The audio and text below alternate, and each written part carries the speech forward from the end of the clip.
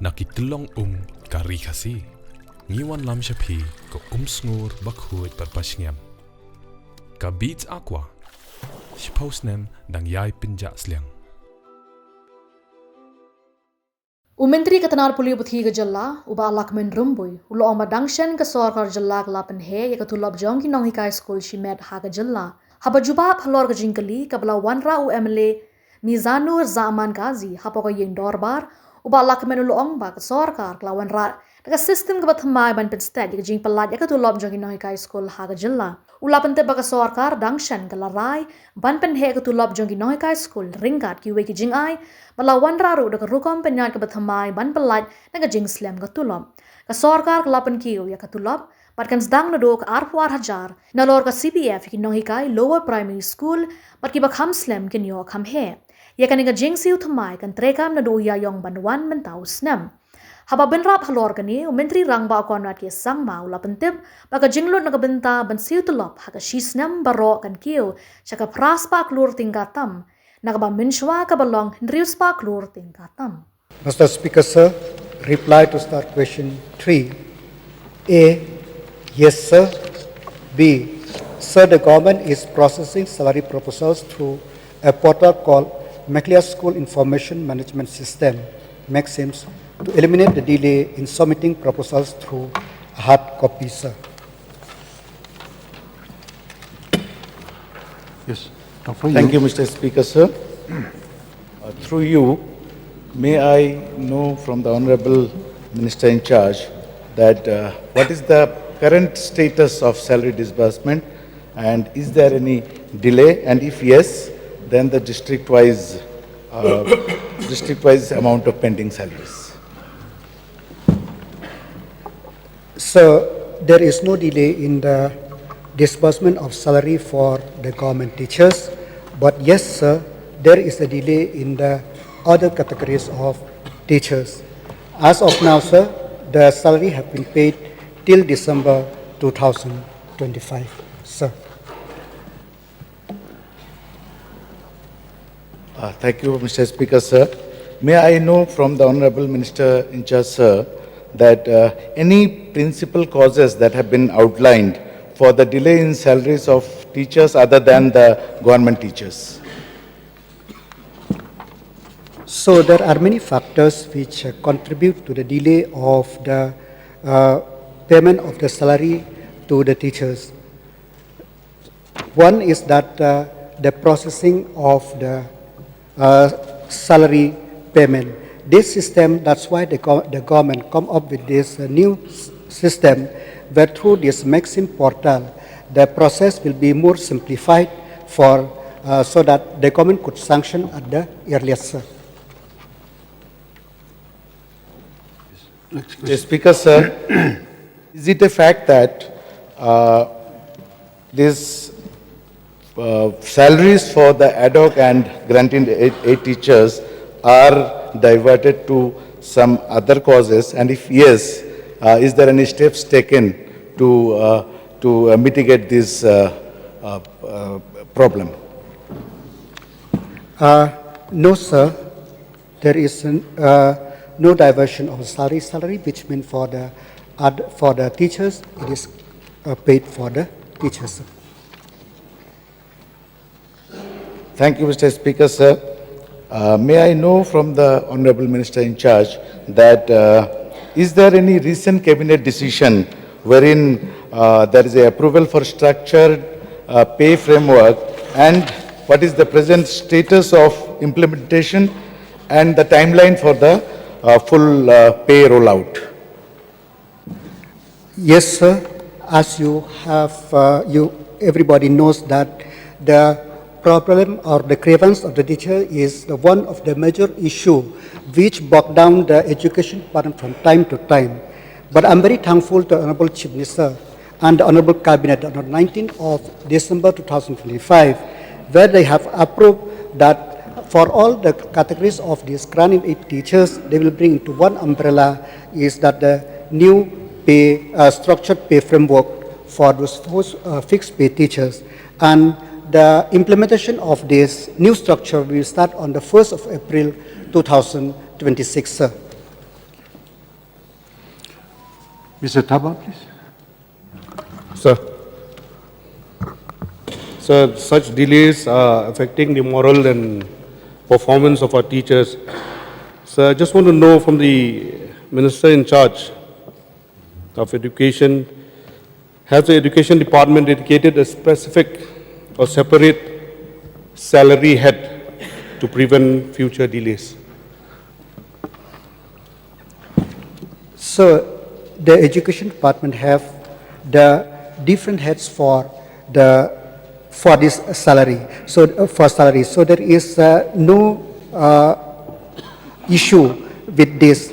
The only thing is that there is the issue is that during this so many years that we find that sometimes the delay is there. So that to streamline all these things, the government come up with this new system where we could check where is delay happen, and so that the burden or so that it will ease the mind of the teachers so that they will get the salary on time, sir. Okay. Mukul, please.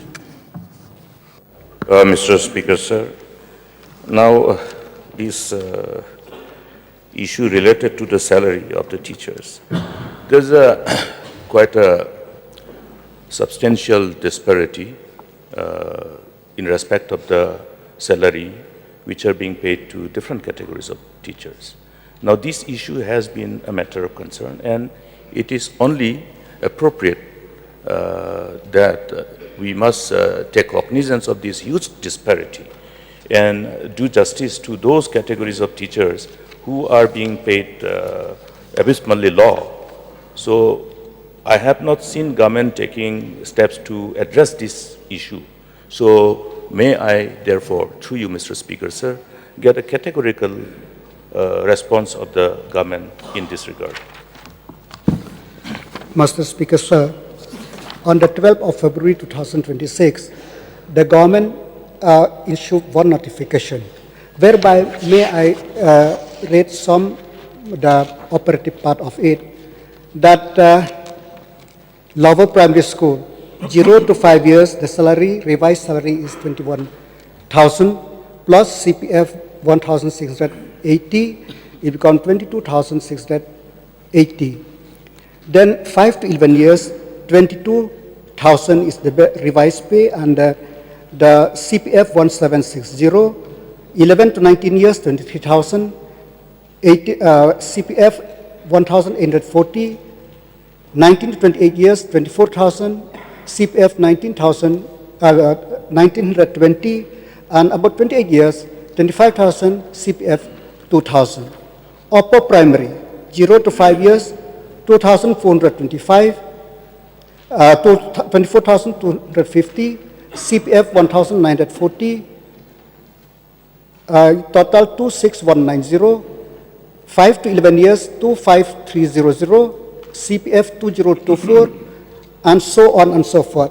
These are we recognize the contribution of the teachers. This is disparity of the teachers. As you must have known, sir, we have different categories of teachers. We have SSA, LP and UP. We have RMSA for secondary and higher secondary. We have ad hoc teachers, LP, UP, secondary, higher secondary, secondary morning, secondary night. We have food teachers, we have science grant, secondary, we have Hindi teachers, secondary, we have pre-primary teachers, preschool. And there are different categories and different pay structure. I'm very thankful to Honorable Chief Minister that to ease the burden and to bring the parity in the pay. So we brought this notification, as I mentioned above, the education, that on the 12th of February 2026, which this pay structure will be implemented on the 1st of April. I hope with this intervention of the government that I cannot 10%, but the issue relating to the teachers' condition and salary will be eased to such an extent. Thank you. Mr. Speaker, sir, in view of this reply, then what will be the total quantum of amount that is projected to be spent for this lower primary, upper primary categories and the other categories in terms of the annual expenditure that is projected? Sir, I think it's important to understand, and of course, Honorable LO will be quite aware about that. But just for the knowledge of the House, as correctly mentioned by our Education Minister, that there are different categories of schools. That's the most complicated aspect of the education system in Meghalaya. And if you look at this whole aspect, a lot of times in the past we have heard that why hasn't government paid the salary of ad hoc teachers? Why hasn't government paid the salary of, say a deficit school teacher or a college? Sir, we have to understand that there is government school and there is what we call not a non-government but not a government, a private school. The ad hocs and the deficits are actually privately owned or community owned or mission owned.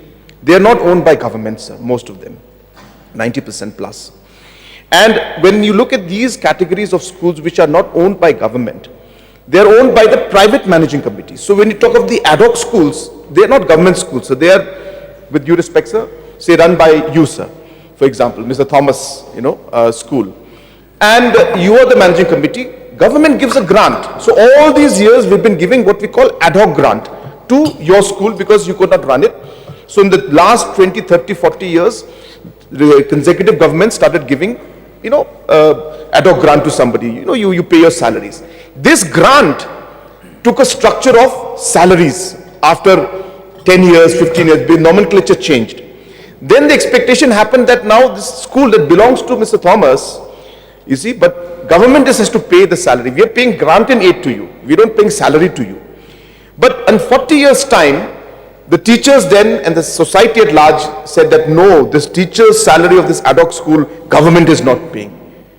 So, sir, this narrative that has come up, for whatever reason, sir, has led to this kind of confusion today. So, let's be very clear. Government schools is government direct responsibility. Ad hoc schools and deficit schools, SSA also is government's responsibility.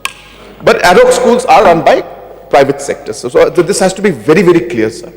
What we are doing today is, in spite of the fact that this is being run by private sector, not owned by government, we realize the pain of the teachers. The teacher who is getting the ad hoc grant, we increase the grant per teacher to 18,000, example.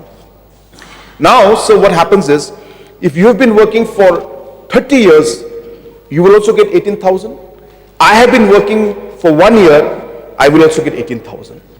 The ad hoc teachers and the SSC teachers were stuck with a specific pay, no matter how experienced they were. And hence now, this is important, sir, to understand. Now what we have done is we have created one category for as many as possible. Sir, the minister has already explained to you the number of teachers we have, different teachers. We have 55,000 teachers, sir. So just to give an example to you, Tripura, which has got about 10 lakh population more than us, has got 40,000 teachers. We have 55,000 teachers. They have 4,000 schools. We have 14,000 schools. So this is the comparison and the fact that we have so many categories of schools, so many categories of teachers, and we realize that government has to step in and take a decisive step to somehow give structure to this, and that's what we're doing. To answer to the question of the LO, I don't have the exact number. I mean, Minister will first have the exact number, but I can give you a rough estimate that we used to spend approximately 600 crores for SSA and for ad hoc teachers in the LP UP category. And today, with this decision that we took, where now a structured pay will come in, the experience minister read out that if you are 0 to 5 years experience, you'll get 21,000 something. If your experience is above 25 years, then you'll get about 28,000. So we are giving that seniority also thing. We are giving an increment of 3%, is it? Yeah. 3% increment annually to every teacher. So they know that they have got growth happening every year. So we are going to be spending approximately 800 crores plus now. So there's an addition of about 200 plus crores. If Honorable Minister has the exact number, then he can also say it. But I roughly remember, sir, about 815 or 16 crores is what's going to come up. So you can say a net impact of 200 plus minus crores will be there. But this decision will lead to a kind of a structured pay system and a framework and more importantly, a system which will give a security and safety to the teachers, give increment to them, and most importantly, sir, that will ensure that there is growth and they can see increments coming up in the future. So it's a very, very tough decision, a very highly financially implicable decision, but a decision in the right direction which will lead to a stabilization of the education system to a large extent, and 23,007 teachers, if I'm not wrong, 23,007 teachers will be impacted because of this decision. Mr. Speaker, sir, there is some deviation from the original, how the whole educational, rather the whole effort of the community to establish educational institution at the primary level and upper primary level and secondary level, the overall involvement of the community in assuming this responsibility in absence of government initiative in the beginning. So there are two categories when we talk about non-government schools. One is which is established by the communities coming together in absence of government initiative. That is how every institutions have been established, first in the form of venture, then afterwards grant in aid, then afterwards deficit, then afterwards provincialization. That is how it has evolved over the years. Now, if we club other private institutions where we have individual your academicians who are coming together and establishing private schools, you have number of private schools coming up in different areas, whether it is in Tura, Williamnagar, even in the rural areas. Now, we have to segregate this part from the institutions which were established collectively by the community prior to government's initiative. Now, as they have evolved over the years, now how do we take cognizance of this contribution and somehow ensure that what is now in deficit pattern is ultimately converted into a government, so that at least teachers end up getting the same benefit which is provided to the teachers who retire from government schools. Now, primary schools, there are a number of schools which are in deficit. Now, these teachers retire and they don't get the retirement benefit. So, these are areas of concern. Now, this grant in aid, salary, if we say salary, then that means we are assuming that we are the employer. That's why we have made it a point earlier also that when we extend this support to the management committee, managing committee, which is drawn from the communities, then we only put a rider that as we provide this grant in aid or assistance, minimum salary should be ensured this much. Over and above that, how much they top up is up to them. So this is how we have managed. And if we deviate from this, we're gonna have serious problem in future, because then you are owning all the teachers of even those which are yet to be provincialized. So I think I would request the Honorable Chief Minister to have certain discussion on this issue together. No, what is the question, please? I'm submitting this suggestion. I would ask the government to have a considered discussion on this issue, maybe in his chamber or wherever. We will be there, because this is going haywire.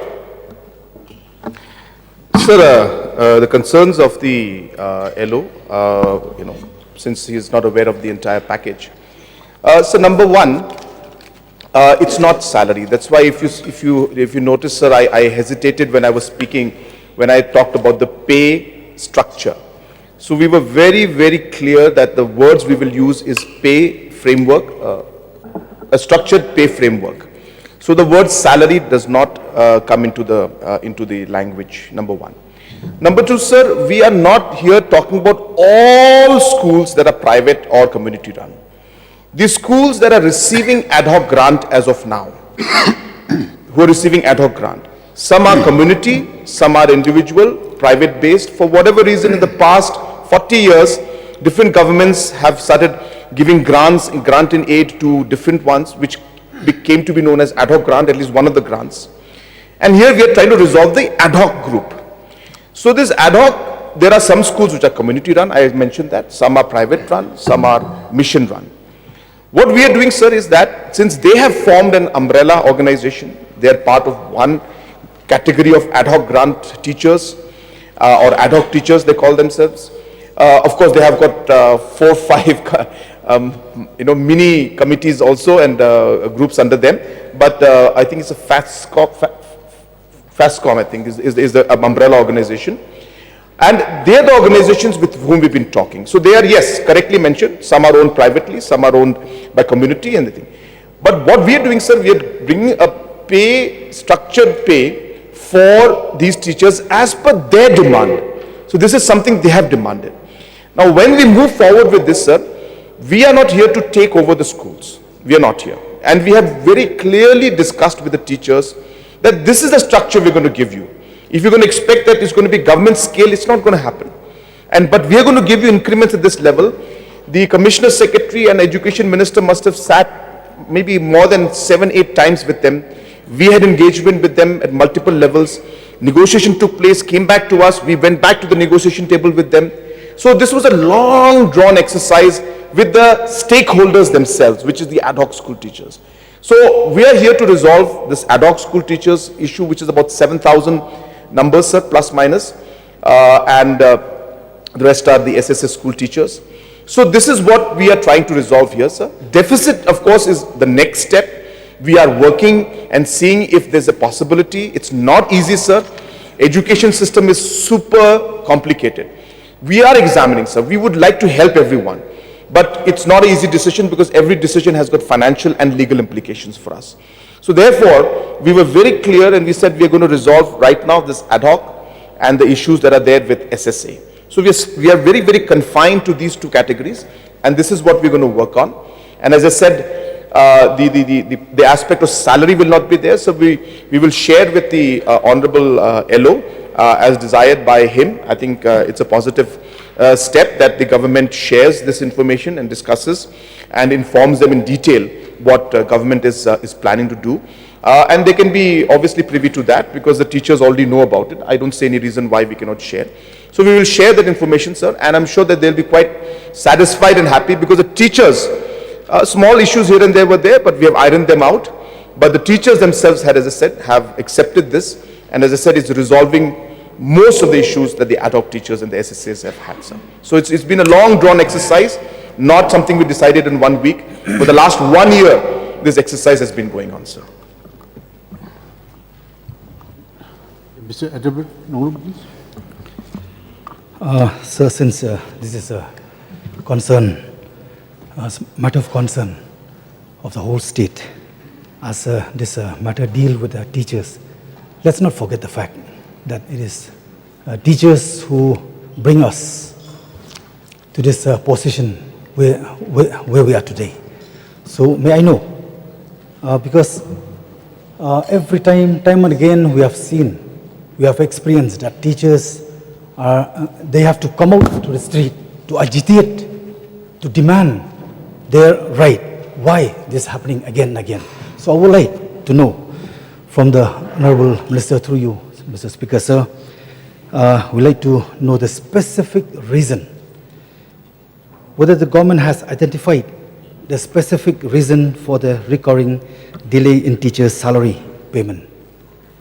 May I get a clarity from you, Honorable Minister, sir? Sir, I have already replied that we have identified, that's why we have come up with a new system, but through this portal where the submission of the salary bills and all will be processed, and we will know that where through this system everybody can check that where it is lie, so for the immediate payment of the pay structure or salary or whatever may grant in aid as it is on time, sir. So may I know, I would like to put a more supplement to you, Mr. Speaker, sir, to Honorable Minister. What about the teachers' deficit, whether the government of the day has any intention to revise the salary? So the deficit teachers, they got the salary as per scale of the same as the government teachers, sir. One more supplementary, sir. What about government teachers drawing UGC scales have been denied allowances since 1996, whereas those drawing state scale are getting the benefit? Have you aware about this if you are aware, what action need to be taken by the government? So the government is not deny the right of any people or any category of the teachers. Whatever we do is as per rule in place, sir.